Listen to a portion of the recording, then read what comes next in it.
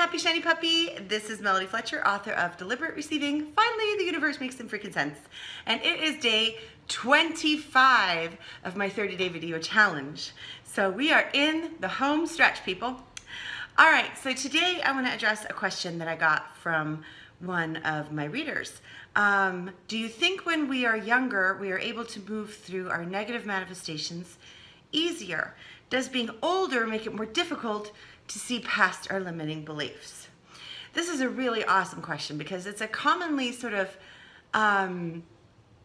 held belief in our society that as you get older, you get more rigid. And you can certainly see evidence of that because you can see evidence of everything, but you can also see evidence of the opposite. So what's really going on? Does age play any part of it?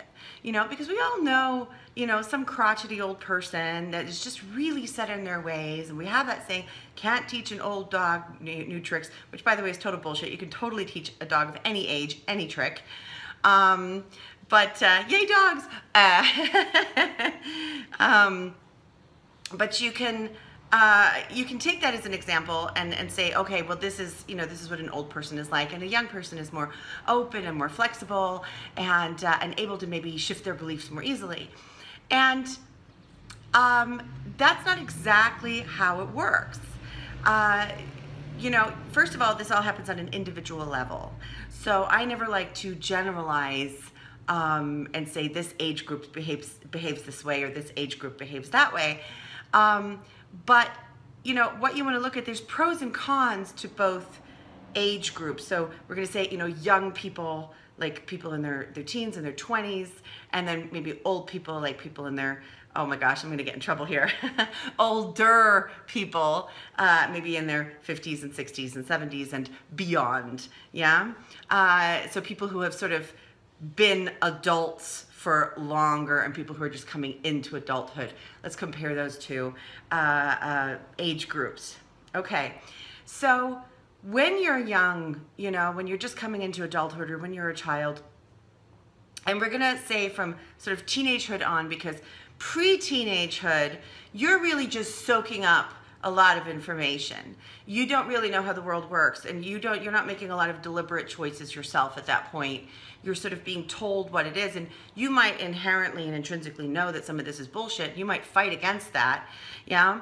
But you're not yet spending a whole lot of time necessarily figuring out your own identity, whereas as you're coming into the teenagehood, that's when you start to figure out your own identity. That's why everyone around you turns into an idiot, yeah? Because you are naturally going to reject all of the information, all of the belief systems, all the paradigms that they've given you. This is how the world works. You know how to survive now, and now you want to just reject all of that and figure it out for yourself. And the more you're allowed to do that, the less rebellious you're going to be. The more your parents try to control you, or society tries to control you, or culture tries to control you, the more rebellious you're going to end up being. And people rebel in different ways. But that's why we're going to talk about from that age group on and into the 20s, where you're really starting to find yourself.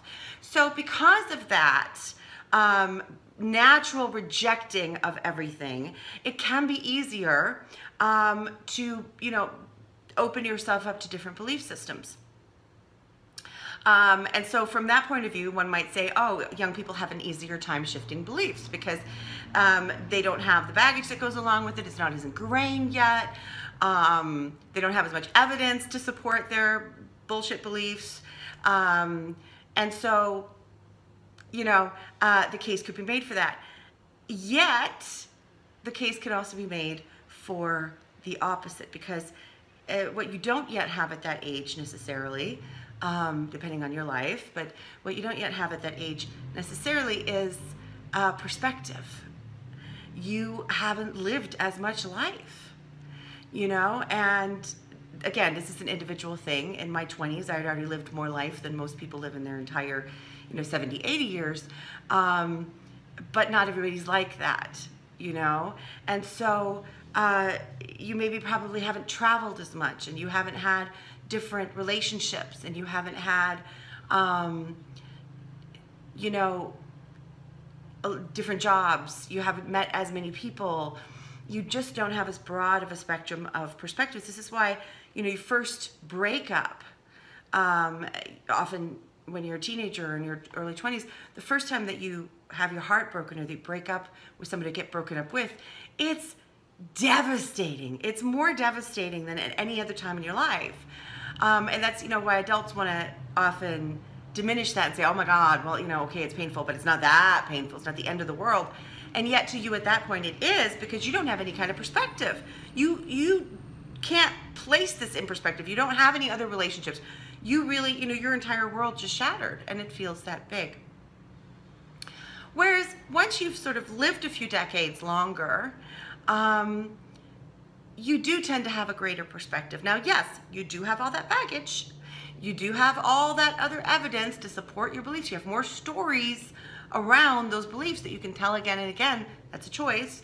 But you also have had the opportunity often, whether you take it or not, yeah, to gain a greater perspective, to gain more experiences, to travel. This is why I'm a big proponent of traveling, because you go and you travel, you see how other people live, and it gives you such an opportunity to go, oh, wait a minute, maybe there isn't just one way to do everything or one way to look at everything. Maybe there are many, many ways, and they're all valid, which is what helps you sort of open up and shatter beliefs, you know? And so the longer you live, the more opportunity you have that. Does that mean that people take that opportunity? Well, not necessarily, yeah? And so if you're looking at somebody who has not taken those opportunities, and maybe they've stayed in one place all their life, and they have just become more and more and more ingrained, and their perspective has gotten smaller and smaller and smaller and smaller, yeah, you can say, well, that's, you know, they're getting worse with age. Okay. But you can also look at the people who have broadened their perspective with age. And so they started off with a much smaller perspective, and it's getting bigger and bigger and bigger and bigger, and they're getting mellower and mellower with age. Yeah? So things that used to bother them don't bother them anymore, that sort of thing. And things that they would get outraged about, or that they were small-minded about, they're not as much. They're becoming more tolerant in their age. That absolutely happens as well. So what I'm saying is that it really isn't age dependent, and you can't tie it to that. It is an individual choice and an individual life journey. There are young people who are incredibly small-minded and closed-minded, and there are young people who are very broad-minded and very open-minded. And there are old people who fit both of those descriptions as well, and everyone in between. Now, having said all of that, if I can generalize a little bit, fully acknowledging that that's what I'm doing, what I'm seeing is a greater percentage of the younger generation than ever before is sort of fighting against the status quo. It's not every young person, not every millennial is out there, you know, trying to open things up. But I think, to me, it's a greater percentage. Now, I could be, you know, my view could be skewed. And certainly people who lived through the 60s, you know, will say, wait a minute, we were out there. We were trying to make a change. Yes, you were. Yes, you were, absolutely. But I think it's a greater percentage even now. And it doesn't always look like, you know, walking at a picket line or protesting. Some of it just looks like refusing to play. Maybe I'll make a video about millennials. I think you guys need some support. Well, you don't need it, but I think it could, you know, it might be good to have it. Because a lot of what people are calling sort of lazy or, oh, millennials aren't focused, a lot of that is just refusing to play the game the way that we always thought, or we're always taught that it has to be played. So, which I say bravo to, okay? And so, okay, so that's the answer to the question. I will see you guys tomorrow. Until then, thank you for bringing your light to the world. Happy shiny puppy hugs. Bye.